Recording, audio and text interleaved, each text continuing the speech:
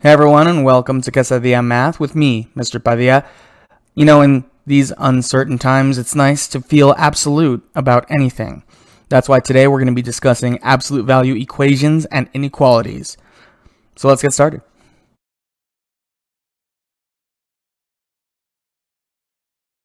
So let's discuss what an absolute value is before we start to deal with equations based around them.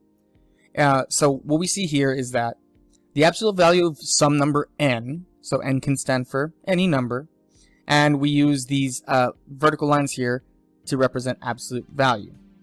So the absolute value of n is that number's distance from 0. That's one way we think about math. That's one way we think about absolute values in mathematics, and it is a useful way of thinking about it. See, because if you think about distance is always positive.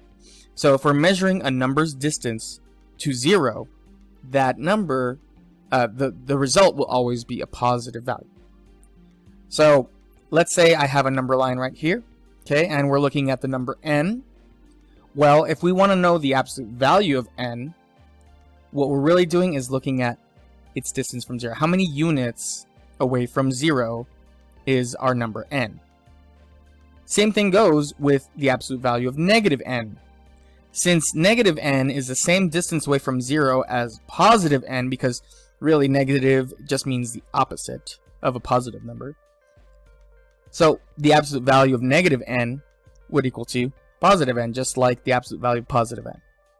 So of course, in practice, you guys have probably used numbers to find the absolute value of. But now we're going to be dealing with absolute values of variable expressions and variable equations. So we're going to learn what those are like and how to deal with that. So now let's talk about what I like to call the big brain definition of absolute value. This is a more formal definition of it, and it uses something called piecewise notation, which we're going to be getting into further on in these videos. But for now, just know that really what this means is that an absolute value function can actually be described by two equations. Really, it's kind of two equations in one. What we see is that the absolute value of x is equal to negative x if x is less than 0. Less than 0 just means negative. And the absolute value of x is equal to x if x is greater than or equal to 0, which means non-negative. Okay, it doesn't mean positive because 0 is included here, and 0 is not a positive number, so we call these numbers non-negative. So basically what this definition means, here it says if x is negative, then take the negative of that negative number, giving you positive. If x is non-negative, then you just keep that number's value as it stands. It doesn't change at all. So we can use this definition as a way to solve absolute value equations. So let's take a look at what an absolute value equation is really quick. Okay, so an absolute value equation is simply an equation involving the absolute value of a variable expression. So let's consider this very straightforward absolute value equation. The absolute value of x is equal to 5. So what we're really asking here is, if we take the absolute value of some number and it gives us 5, what's the possibility of what that number is? Via our definition earlier, we know these two things. We know that the absolute value of 5 is equal to 5, and we know the absolute value of negative 5 is also equal to 5. So because of this, x, what's inside our absolute value function, is actually able to take on two possibilities. So we can say that x is equal to 5 would be a solution to this equation, but so would x is equal to negative 5. So what this tells us is that absolute value equations can have more than one solution, first of all. It can also help us understand how to solve more complex absolute values equations, which we're going to get into in just a bit. So here's a really basic outline of what you can do to help you solve an absolute value equation. The first thing you must always try to do is to isolate the absolute value, which just means that nothing else but the absolute value and whatever's inside should be on one side of your equation. If there are anything that are being added to the outside of the absolute value, or multiplied, or even divided, you have to make sure to change that part of the equation and isolate the absolute value. We're gonna see some examples of how to do that. The second part is once you have your absolute value isolated on one side of the equation, you can actually take this opportunity to create two new equations based on our definition.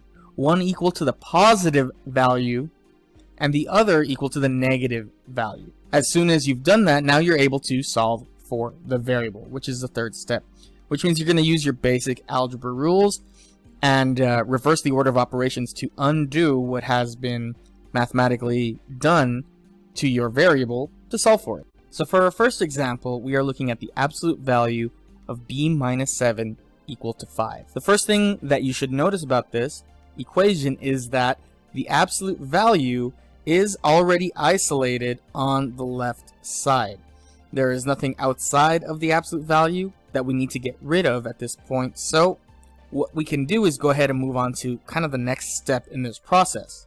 Whatever is in this absolute value, at the end of the day, once you take the absolute value, needs to equal to 5. As we said before, there are two values that actually work with this. The absolute value of 5 is equal to 5, but so is the absolute value of negative 5. So b minus 7 can take on two potential values. We can say that b minus 7 could equal to positive 5, or that b minus 7 must be equal to negative 5. So whatever value we plug in for b, the idea is that the inside of the absolute value can only be either 5 or negative 5, so that way this equation is true. So now let's talk about some of the algebraic steps that we're going to be taking to solve equations like this. The good thing about solving an absolute value equation is, for the most part, the same steps that you used for one equation, you're going to follow in the next equation. However, you want to be careful because your values may be quite different because of the sign of the value. So what we're trying to do now is isolate our variable b. To do that, I'm going to notice that it has a minus 7 attached to it. So I'm going to move that minus 7 to the other side. Now, in order to move a value from one side of an equation to another, you have to make sure that you balance the equation properly. So in this case, since we're subtracting 7 from b, I'm going to add 7 to this side, so that way negative 7 plus 7 is 0. We commonly refer to that as canceling out, but I like to think of it as zeroing out. But to keep it in balance, we have to add 7 to the other side as well. So in this case, b is going to equal to 5 plus 7, which is 12. We can do the exact same thing on the other side. So I'm going to add 7 to both sides, zero out my negative 7, leaving us with only b. And this time I have a negative 5 plus 7. So I can also think about it as 7 minus 5, which is 2. In this case, my two answers, my two solutions, happen to be positive. That is okay. We can go back and check if you're not sure if this is true or not. So in order to check, what I'm going to do is I'm going to use what's called substitution. Since I know that our algebra told us that b is equal to 12, well, what happens if I actually use that value? So I'm going to substitute, and you always try to use parentheses when you substitute. 12 minus 7, let's see if that really does equal 5. So the absolute value of 12 minus 7, these parentheses are really not very useful for us right now since there's only just one term here. So if you're a fan of PEMDAS, which of course is the order of operations, you guys might have heard, please excuse my dear Aunt Sally, or some variation of that. But what it really is telling you is that first, when you're doing any evaluating, first deal with anything that's inside parentheses, then go ahead and use any exponents, then you can either multiply or divide, then you can look for any addition or subtraction. So in this case, we can go ahead and do subtraction within our larger set of grouping symbols here. 12 minus 7 is equal to 5, and the absolute value of 5 equals 5. So our first value checks out. Let's check out the other value. So this time we're going to be using the value 2 that we also got as a solution for b. So 2 minus 5, and we take the absolute value of that. Sorry, no, it was 2 minus 7. So we're going to make 2 minus 7 and take the absolute value of that. So in this case, 2 minus 7 is negative 5, and of course, we know that the absolute value of negative 5 is positive 5.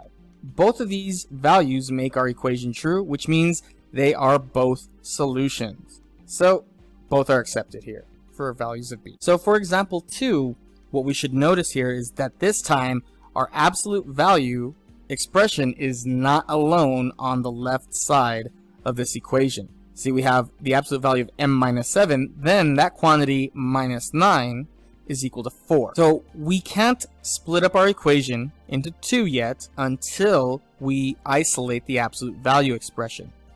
So what we're going to do is first start off with a little bit of algebra. I'm going to go ahead and add 9 to both sides. That way I can zero out this minus 9. And 4 plus 9, of course, is 13. My left side now is just the absolute value of m minus 7. So it's at this point where our absolute value is isolated that we need to consider those two possibilities. Because our inside, the inside of the absolute value, m minus 7, can equal to 13. But this absolute value will also be true if m minus 7 is equal to negative 13. So once again, I'm going to work both equations kind of simultaneously because both of these expressions are m minus 7, which means I'm going to add 7 to both sides in both cases. So negative 7 plus 7 zeroes out, and I'm left with m, and that's going to equal to 13 plus 7, which is 20. In this case, I get m is equal to negative 13 plus 7, which is negative 6. We can go back and check these as well. So if I take the absolute value of 20 minus 7, then subtract 9, let's see what that ends up with. 20 minus 7 is, of course, the absolute value of 13, and the absolute value of 13 is 13. When we subtract 9 from that, we're left with 4, just like our equation said. So now let's go back and try our other solution, negative 6.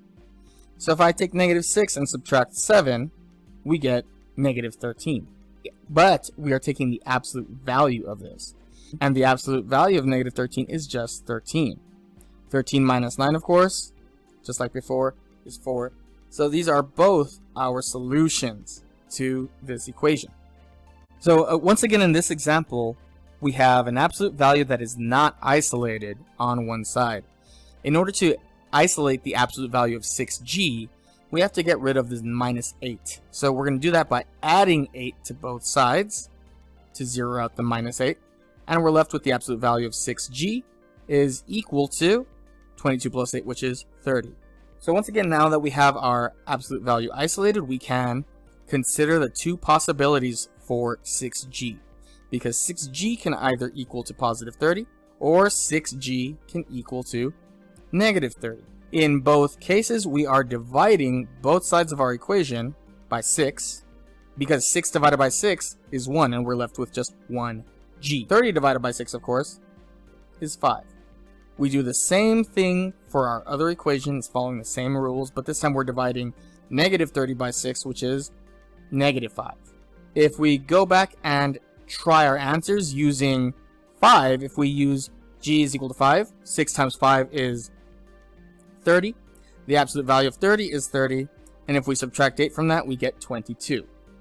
If we use g is equal to negative 5, the same story goes. This time we're taking the absolute value of 6 times negative 5, which is negative 30. Absolute value of that is positive 30. Subtract 8, and again, we get 22. So both of these work as solutions, and we're going to move forward to the next example. Oh boy, this one looks a lot more fun to me. I don't know about you guys. But as you can see, this time our absolute value expression is really not alone. Okay, it's very busy right now. Social distancing is a priority for the absolute value expression. So let's help it social distance. Now here you might see that there's two things going on. We're multiplying the absolute value by 4 and also subtracting 1.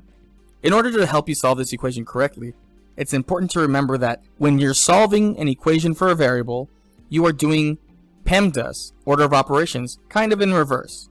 So instead of dealing with the multiplication first, as we would when we're evaluating an expression, we're actually going to undo the addition or subtraction first. We're going to go ahead and do that by adding 1 to both sides. That way we get 4 times the absolute value of 3x minus 8, that quantity, is equal to 20. Now, in this case, again, we still do not have our absolute value isolated. We have to get rid of the 4 that's being multiplied.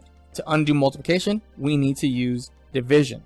So we're going to divide both sides by 4, because 4 divided by 4 is just 1, leaving us with our absolute value of 3x minus 8, now totally isolated. So we're going to go ahead and let this equal to 20 divided by 4, which is 5. So now that we have the absolute value isolated, we can look at the two possibilities, because either 3x minus 8 could equal to 5, but it's also possible that 3x minus 8 equals to negative 5. In both of these equations, we're going to do the exact same steps, which in this case, adding 8 is going to be the first step to both sides. So we get 3x is equal to 5 plus 8, which is 13. So now we have to divide by 3. So I get x is equal to 13 thirds.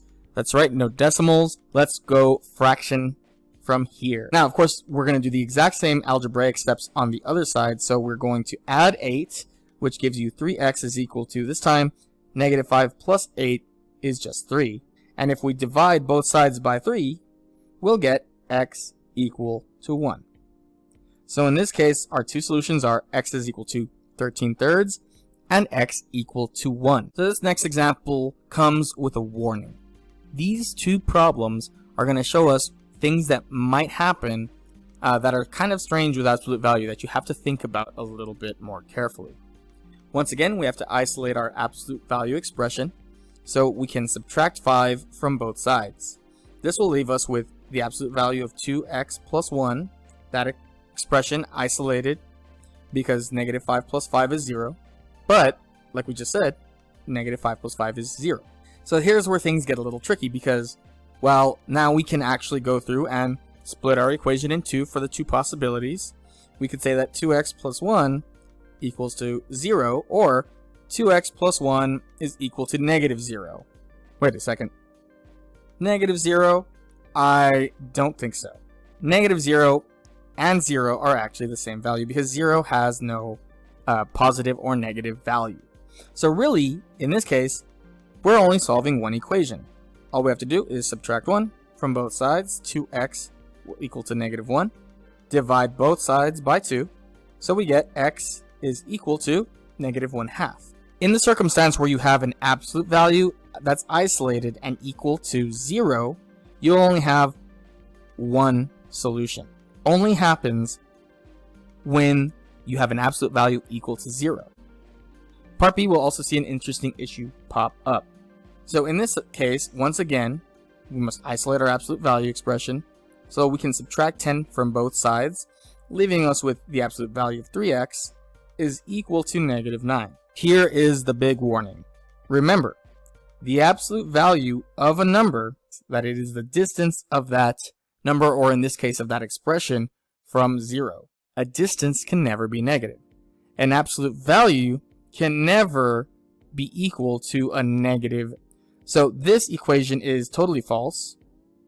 And what happens when you get a false equation is that there are no solutions that could work for x. There's no value that I can plug in for this x value to make this absolute value equal to a negative. It's just impossible.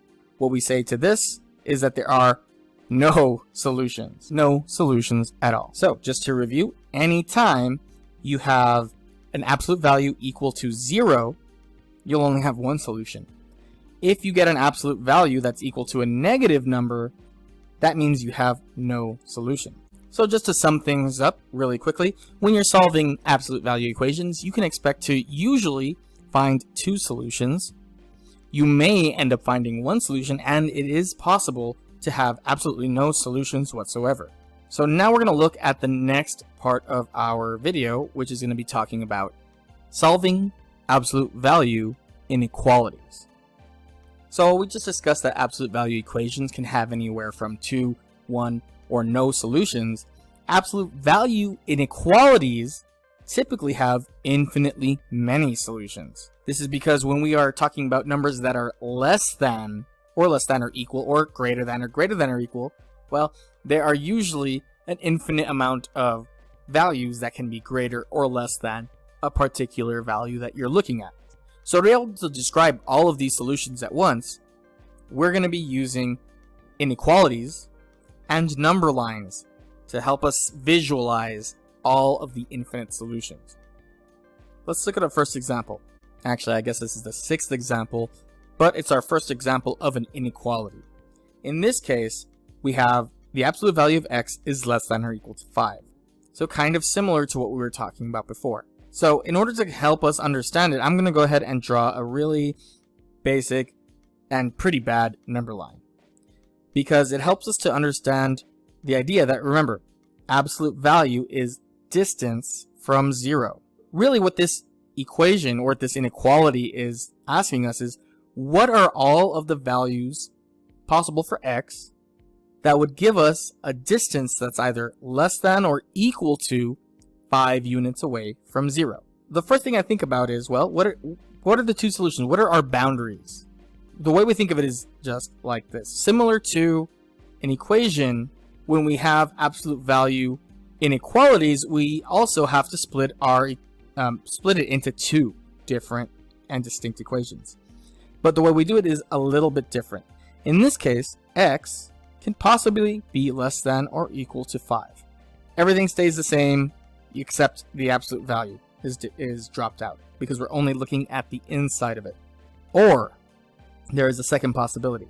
X could also be greater than or equal to -5. When you split up an absolute value inequality, not only are you changing the sign of the number, changing it to negative, in this case -5, but you're also changing the direction of the inequality. Instead of less than, as it was in the first symbol, now it's greater than. So both of these things have to change together. And we'll see that over the next few examples. So how do we actually know what these solutions are? Well, to do that, we can actually graph a number line for each one of these situations. So for x is less than or equal to 5, what I am looking at is, well, let's put the number 5 about right here, and I'm going to draw a circle at 5. Now, to show that the answer 5, the value of 5, is actually included in this, because we can have it say less than or equal to show that it can be equal to, we're going to use what's called a closed point. So all this does is just show us that the value 5 is indeed part of the solutions as well. Now, to show that any value less than 5 will also work in this situation, I will just highlight an area to the left and draw an arrow. Now, you'll notice when I draw the arrow, the direction the arrow is pointing is the same direction my inequality symbol is pointing. So those of you who have maybe had some issues reading these before, that is a useful way of helping you see it. But we also have another inequality to describe. X is greater than or equal to -5. Similarly to what we did before, I'm going to go to -5, and I'm going to go ahead and put a boundary point there. Since it's also included at -5, I'm going to make a closed point. Now, my variable is actually, what we're saying is we want all the values for x that are larger than or equal to -5. And so numbers greater than -5 go to the right. Again, if I draw my arrow at the end, I should notice that it is pointing right, just like my inequality symbol. The actual solution, it has to include both of these possibilities happening at once. So where does that happen? You might be guessing that it happens where these two inequalities overlap, which also includes our endpoints, because we said that the absolute value of x has to be less than or equal to. So really, in reality, I'm going to redraw my number line for the solutions. I'll put 0 here in the middle, 5 here, -5 there. Sorry if it's a little crooked, but that's okay. We are just trying to visualize here, not be amazingly accurate. So I'm going to go ahead and redraw this. I know I have a boundary point at -5, a boundary point at 5, and according to my overlap, all the values in between will give us an absolute value that is less than or equal to -5. So here we can test it now. Let's pick a number within this range here. Let's say 1. 1 is a number that falls in this range. It's less than 5, but greater than or equal to -5. So what I can do here is test that 1, the absolute value of 1 is less than or equal to 5. The absolute value of 1 is 1, and 1 is less than or equal to 5. It may not be equal to 5, but it is less than, so it works here. We can also try a negative value just to test it out. Let's try -4. So if I take the absolute value of -4, it is +4, and that is less than or equal to 5, so it still works out. Now in this case, you can also try using the endpoints. So if we said the absolute value of 5 is less than or equal to 5, the absolute value of 5 is 5. And even though 5 isn't less than 5, it is equal to 5. So it can be less than or equal to it, so that is another true statement. Same things works with a negative 5 because the absolute value of negative 5 is also positive 5. So it works out just fine here too. Now there's one last thing I have to show you about how you describe it in inequality notation. You see here in between, our two solutions are represented by all the numbers that are in between negative 5 and 5. So we're going to use what's called a compound inequality. And the compound inequality will show us more plainly what values we can use. A compound inequality starts off like this. I will draw an x or whatever variable I was solving for. And I will draw two less than symbols. It has to be less than symbols, not greater than. And you can, the way you read a compound inequality is from the inside out. So really we will start like this, saying x is greater than a number, and when we go this way we'll say x is less than this value. Now here we just use our endpoints. Negative 5 is our endpoint, so I'm going to use negative 5 on the left. And on the right, well, we have positive 5, so I'm going to write it on the right. Now the only thing that's still missing from this situation is the idea that negative 5 and 5 are also part of the solutions. They can also be the answer. So we have to include that in our inequalities, just like it was at the start of our problem. These are less than or equal to 5. So both of these need the less than or equal symbol. This is how we would write our answer as in compound inequality. And this is how you would display your answer as a number line. So let's move on to some more complex examples. So example 7 sees another simple problem. This time we have the absolute value of x is greater than 3. So it's going to be important to see what the difference is between a less than inequality and a greater than inequality. Just like before, what this tells us about our situation, since we have our absolute value isolated on the left side of the inequality, I can split it into two inequalities. Because I know that for this to be true, x has to be either greater than 3, because if I take the absolute value of a number that's larger than 3, it's going to be larger than 3 after I take it. Or I could also choose a number that's less than negative 3. So for example, if I chose x is equal to negative 4, the absolute value of negative 4 is 4, which is still greater than 3. These are my two solutions, but I need to look at it as a number line to try to make sense of it. So once again, I'm going to have 0 here in the middle, positive 3 and negative 3 are the two boundary points. I'm going to go ahead and draw that boundary point in with a circle here at 3 and at negative 3. But this time we are using what's called strictly less than. Strictly less than means that the value that we're looking at is not included in part of the solution. Where we're saying x is greater than 3, we can use numbers for x that are larger than 3 but not equal to 3. So we're going to represent that with what we call an open point. And this you can think of as our excluded value. It's not part of the solution because, well, 3 cannot be less than 3.